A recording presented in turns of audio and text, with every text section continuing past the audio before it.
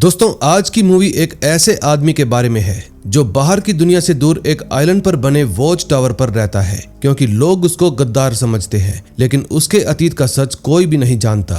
उसकी लाइफ में कोई भी उसका अपना नहीं है, ना ही कोई दोस्त और ना ही किसी के साथ उसका रिश्ता है। तभी एक दिन समंदर में एक भयानक तूफान आ जाता है। वो देखता है कि तूफान में एक छोटी बच्ची डूब रही है। फिर वो आदमी जाकर उसको बचा लेता है, लेकिन तूफान के अंदर उस लड़की के अंकल मारे जाते हैं, जिस वजह से वो लड़की अब आदमी के साथ ही रहने लगती है। अब धीरे धीरे दोनों के बीच में एक ऐसा रिश्ता बन जाता है जो खून का तो नहीं था, लेकिन उससे भी कहीं बढ़कर था, और एक साथ उन दोनों की लाइफ अच्छे तरीके से चलने लगती है। लेकिन एक दिन कुछ हथियारबंद लोग उस आइलैंड पर पहुंच जाते हैं और उस आदमी को खतरनाक आतंकवादी समझकर उसको मारने का प्लान बनाते हैं। अब उस आदमी और उस छोटी लड़की के साथ क्या होने वाला है, ये जानने के लिए आपको ये वीडियो पूरी देखनी होगी। बस जल्दी से सब्सक्राइब का बटन दबा दीजिए। मूवी की शुरुआत में हम स्कॉटलैंड के एक आइलैंड को देखते हैं, जहां पर एक वॉच टावर बना हुआ था, जिसके अंदर माइकल नाम का एक आदमी रहता है। दरअसल माइकल का बाहर की दुनिया से कोई भी लेना देना नहीं है। उसका ना ही कोई दोस्त है और ना ही कोई रिश्तेदार,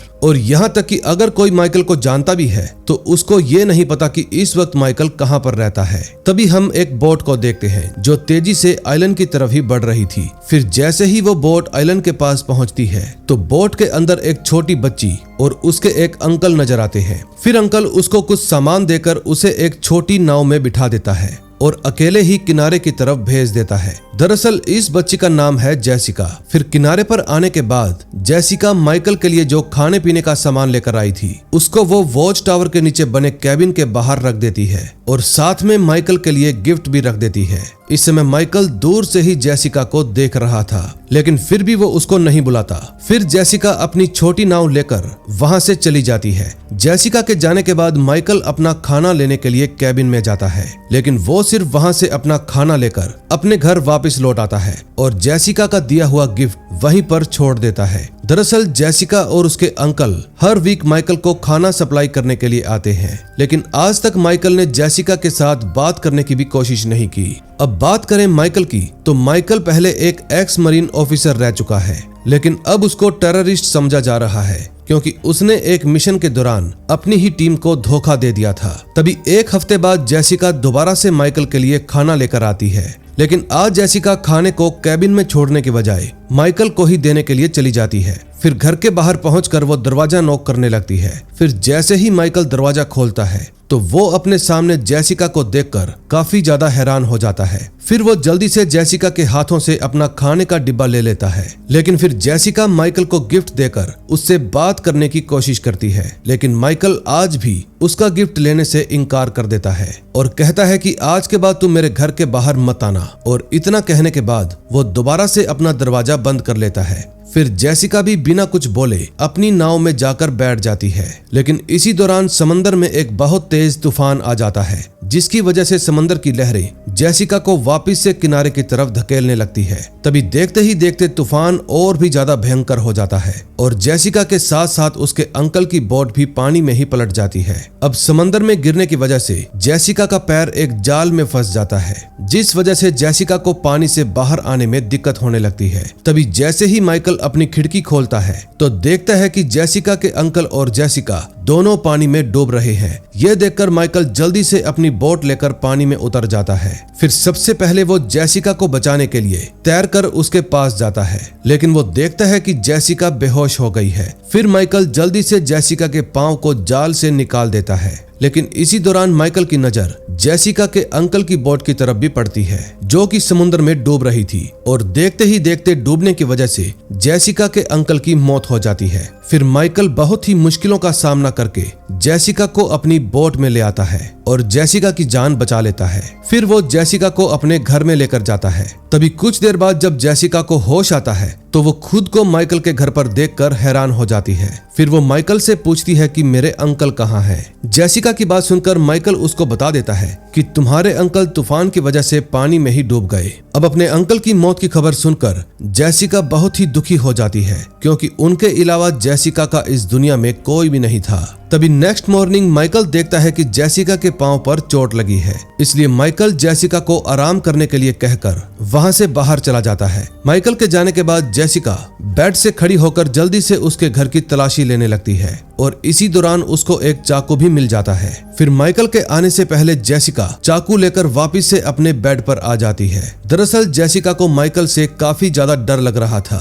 तभी रात को जेसिका को बुरे बुरे सपने भी आने लगते हैं, जिस वजह से जेसिका काफी ज्यादा डर रही थी। ये देखकर जैसे ही माइकल जेसिका के पास आता है तो जेसिका माइकल के गले पर चाकू लगा देती है। फिर माइकल उसको समझाता है कि चाकू को ऐसे नहीं पकड़ते।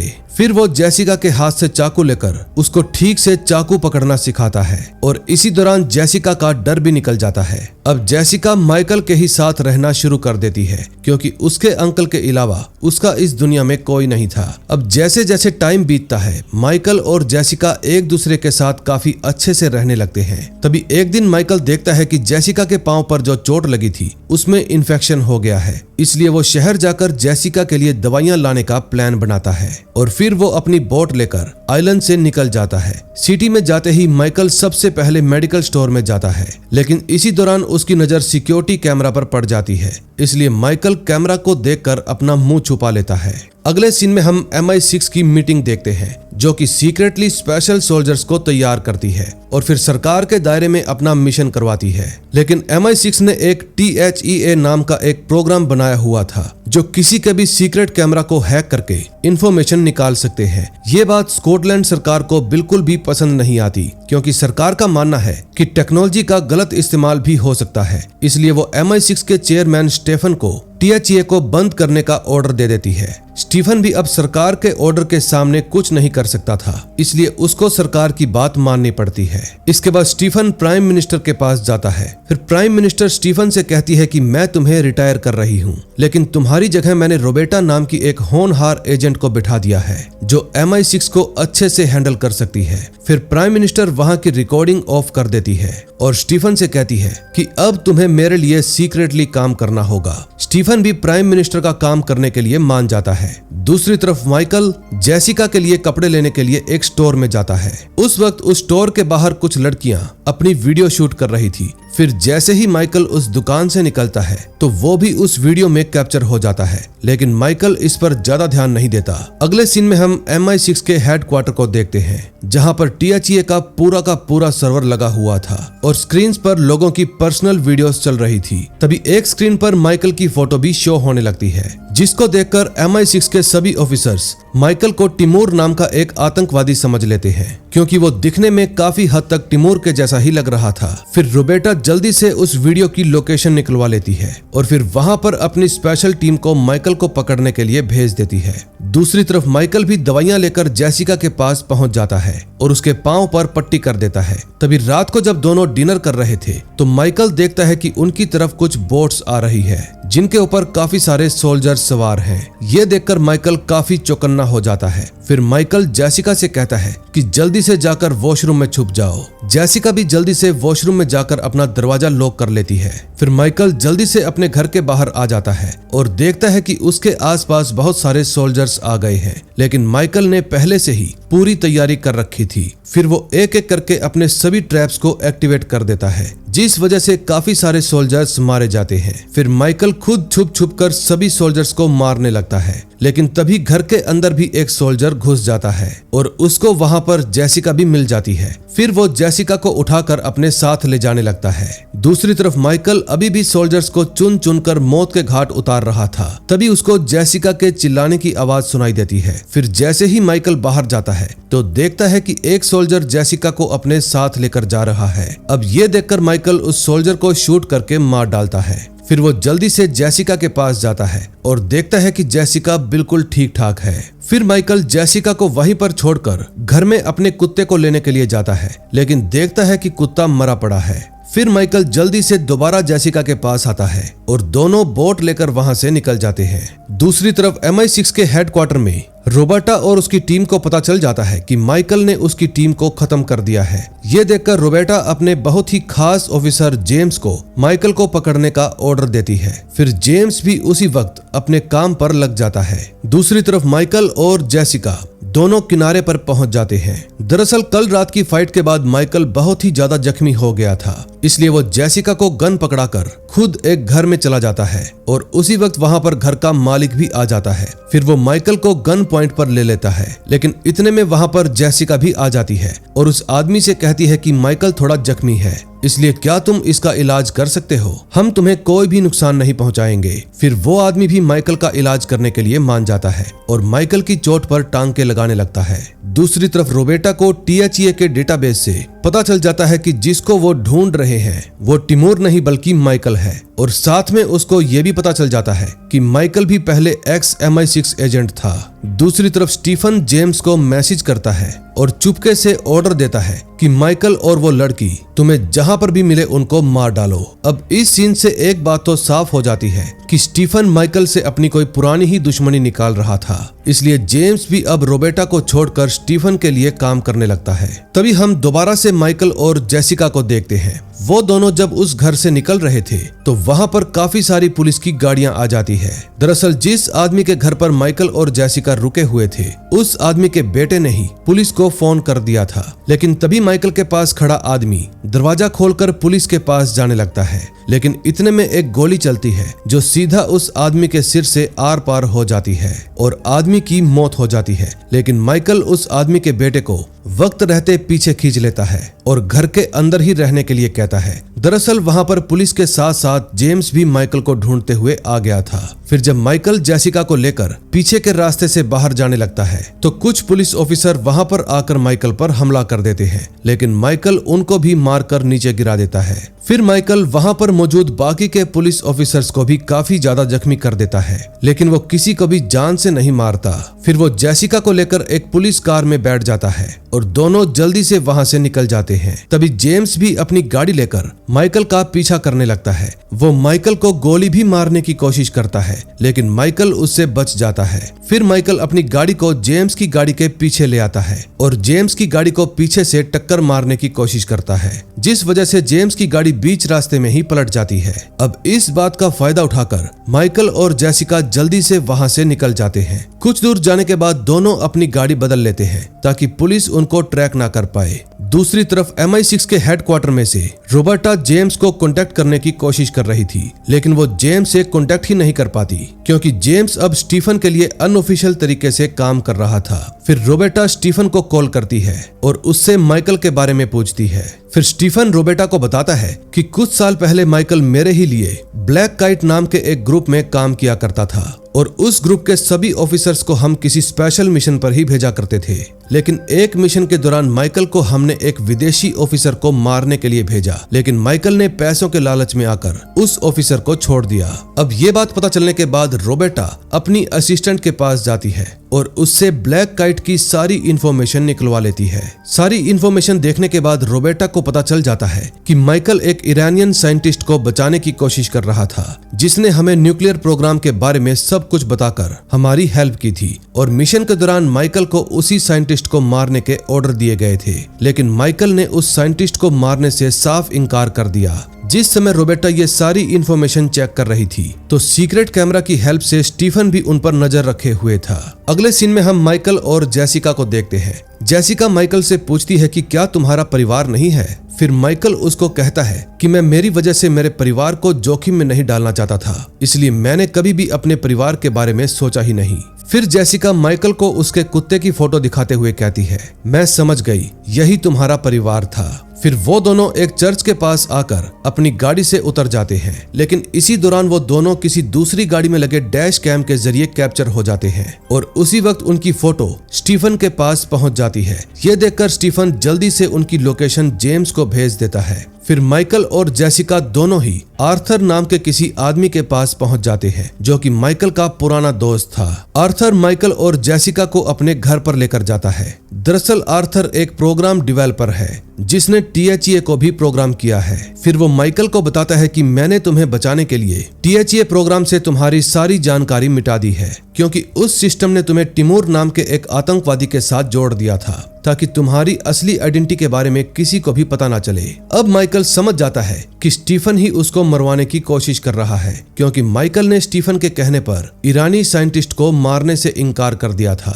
दूसरी तरफ जेसिका किचन में जाकर पानी पी रही थी। उसी वक्त उसकी नजर वहां पर पड़ी कुछ दवाइयों पर पड़ती है, जिनको देखकर जेसिका समझ जाती है कि आर्थर को कैंसर है, क्योंकि उसकी माँ भी मरने से पहले इसी तरह की दवाइयां खाया करती थी। तभी बाहर माइकल आर्थर से कहता है कि तुम जेसिका को अपने पास रख लो, क्योंकि तुम्हारे पास जेसिका सेफ रहेगी। लेकिन आर्थर जेसिका को अपने साथ रखने से इनकार कर देता है। इतने में वहां पर जेसिका भी आ जाती है और माइकल को बताती है कि आर्थर को कैंसर है। ये बात सुनकर आर्थर माइकल को बता देता है कि मेरे पास कुछ महीनों का ही वक्त बचा है। अब ये बात सुनकर माइकल को उसके लिए काफी बुरा लगता है। फिर वो आर्थर से कहता है कि क्या तुम मेरी बात कमाल से करवा सकते हो। पहले तो आर्थर माइकल को ऐसा करने से इनकार कर देता है, क्योंकि कमाल एक बहुत ही बड़ा तस्कर है जो इंसानों की तस्करी करता है, क्योंकि वो बहुत ही ज्यादा खतरनाक भी है। फिर माइकल आर्थर से कहता है कि तुम मेरी बस कमाल से बात करवा दो, बाकी सब मैं खुद संभाल लूंगा। अब माइकल की बात सुनकर आर्थर उसकी हेल्प करने के लिए मान जाता है।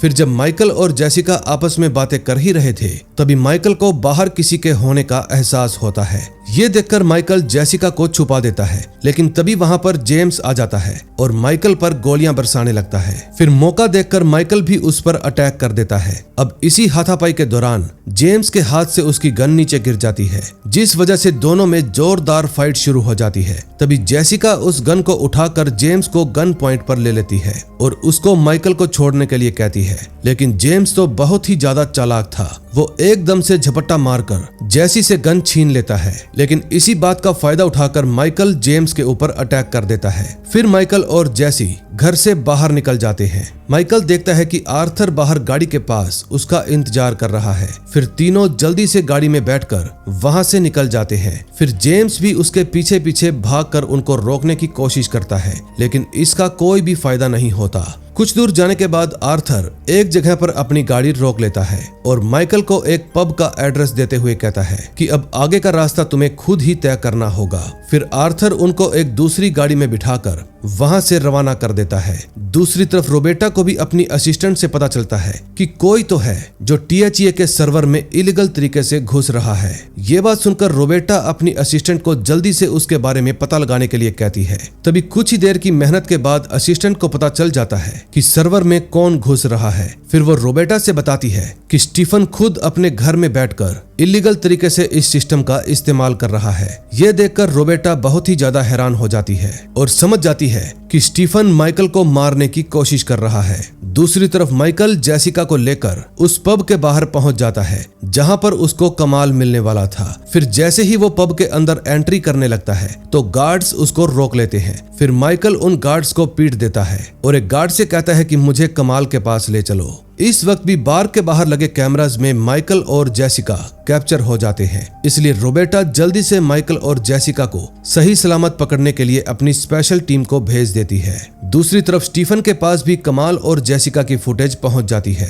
इसलिए वो भी जेम्स के पास उस पब की लोकेशन भेज देता है। तभी हम देखते हैं कि पब में माइकल कमाल से मिलता है और कमाल माइकल के साथ जेसिका को देखकर पूछता है कि आखिर तुम्हारे साथ ये बच्ची कौन है। लेकिन माइकल कमाल को कहता है कि क्या तुम इस बच्ची को नकली आईडी बनाकर दे सकते हो, क्योंकि मैं इसको इस देश से बाहर निकालना चाहता हूँ। माइकल की बात सुनकर कमाल उसकी हेल्प करने से इनकार कर देता है। तभी माइकल कमाल से कहता है कि अगर तुमने जेसिका को इस देश से बाहर निकाल दिया तो मैं स्टीफन को मारने में तुम्हारी हेल्प करूंगा, क्योंकि वो हम दोनों का ही दुश्मन है और अगर हमने उसको नहीं मारा तो वो हमें कभी भी चैन से नहीं जीने देगा। माइकल की बात सुनकर कमाल उसकी डील एक्सेप्ट कर लेता है। फिर कुछ देर बाद कमाल माइकल के पास वापस आता है और उसको जेसिका की नकली आईडी और कुछ पैसे देते हुए कहता है कि आधे घंटे में जेसिका को लेने के लिए एक बोट आएगी, इसलिए तुम जल्दी से जेसिका को उस बोट तक पहुंचा देना। फिर जब माइकल जेसिका को लेकर पब से निकलने लगता है तो देखता है कि वहां पर स्टीफन के भेजे हुए बहुत सारे गुंडे आ रहे हैं, जिनको माइकल एक एक करके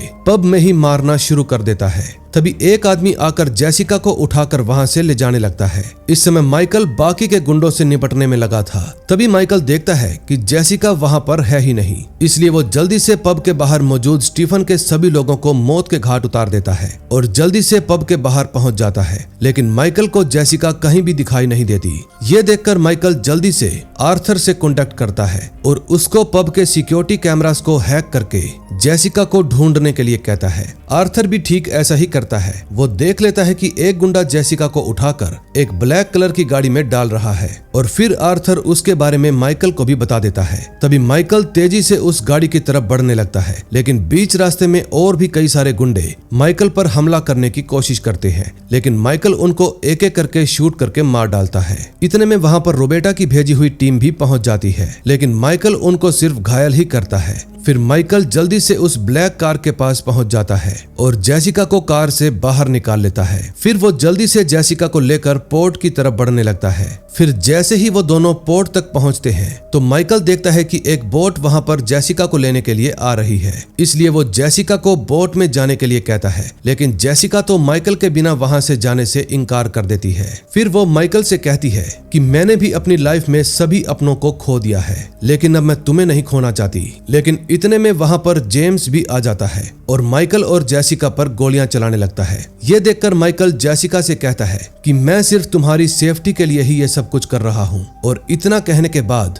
माइकल जेसिका को बोट में बिठा देता है। फिर वो बोट जल्दी से जेसिका को लेकर वहां से निकल जाती है। अब एक बार फिर से माइकल और जेम्स एक दूसरे के आमने सामने आ जाते हैं, लेकिन इस बार माइकल जेम्स को बहुत ही ज्यादा जख्मी कर देता है और आखिर में उसको मौत के घाट उतार देता है। तभी हम स्टीफन को देखते हैं जो अपने घर में था, लेकिन तभी वो खिड़की से देखता है कि उसके गार्ड्स को किसी ने मार डाला है। फिर जैसे ही स्टीफन पीछे मुड़कर देखता है तो उसको अपने सामने माइकल दिखाई देता है। दरअसल माइकल कमाल के साथ किए हुए अपने वादे को पूरा करने के लिए स्टीफन को मारने के लिए आया था। तभी स्टीफन माइकल से कहता है कि मैंने तुम्हें मेरा सबसे होनहार सोल्जर समझा था, लेकिन तुमने मेरे रूल्स तोड़ दिए। उस दिन तुमने मेरे रूल्स को नहीं बल्कि अपने इमोशंस को ऊपर रखा। अब स्टीफन की ये बात सुनकर माइकल उसको कहता है कि मैंने रूल्स को नहीं बल्कि इंसानियत को ऊपर रखा था, और इतना कहने के बाद माइकल स्टीफन को ठोक देता है, जिस वजह से उसकी वहीं पर मौत हो जाती है। अब इस घटना को कुछ दिन बीत जाते हैं और हम जैसी को एक कैफे में बैठे हुए देखते हैं,